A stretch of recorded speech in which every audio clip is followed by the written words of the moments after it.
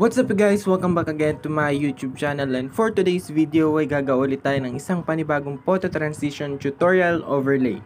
So for today's vlog ay kinakailangan natin ng 18 photos para matapos natin ang tutorial na ito. So by the way, at dahil alam nyo naman na kung paano mag-add ng mga photos, ay nilagay ko na din dito yung mga photos, and then sasabihin ko na lang sa inyo kung anong seconds at kung anong animation yung gagamitin ko for this tutorial. So ilalagay ko sa gilid, and then ang title ng gagamitin nating song is Who's That Girl. So kung bago ka pa lang sa channel ko ay huwag mong kalimutang mag-like, share, subscribe, and hit the bell button para maging updated ka sa mga video ni upload ko dito sa aking YouTube channel. So wag natin patagalin pa, simulan na natin.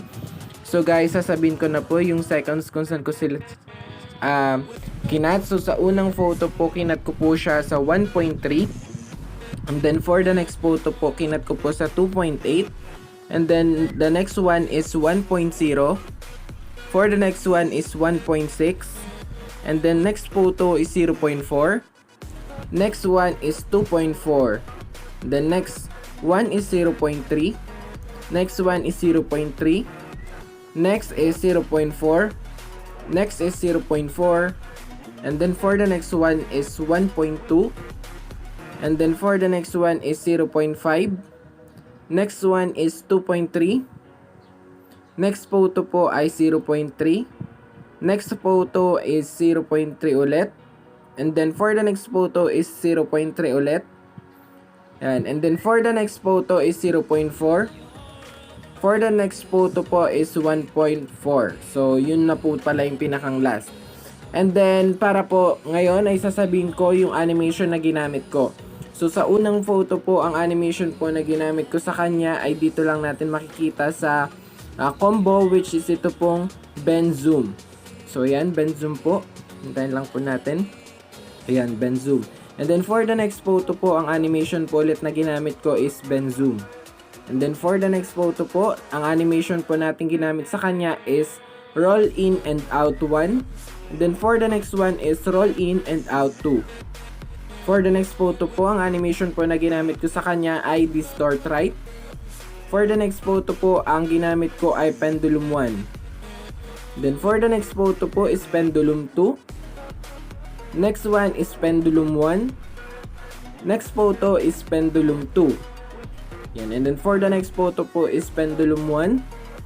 And then for the next photo ay pendulum 2. Yan. And then for the next one, ang ginamit ko pong animation ay train 1. And then next photo po is train 2. Yan. So medyo mabilis po tayo ngayon. And then for the next photo po is pendulum 2. Next photo is pendulum 1. Next photo is pendulum 2. Yan. And then for the next photo is pendulum 1. Kung napapansin nyo, salitan lang po sila para po hindi ganun kagulo yung transition ng ating photos.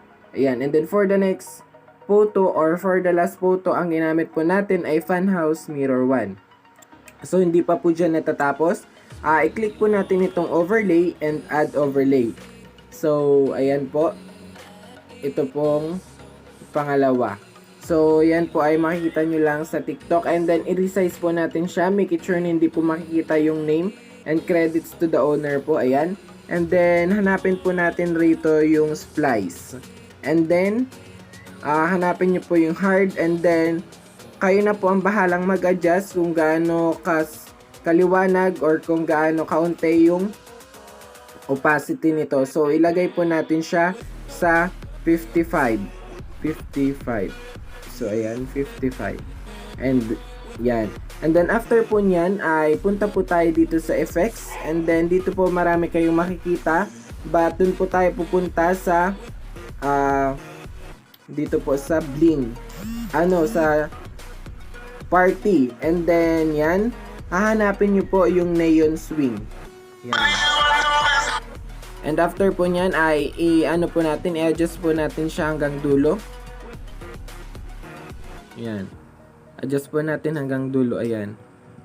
At kung may mapapansin man po kayo ditong ending, i-click nyo lang po yun, and then i-cut po ninyo. Yan. And that's it po, at I hope na may natutunan ulit kayo sa ating panibagong tutorial Para po i-save, i-click nyo lang po yung nasa taas. And then, i-adjust nyo po yung frame rate niya sa 60 and then export. So, that's it for today's vlog. Thank you for watching.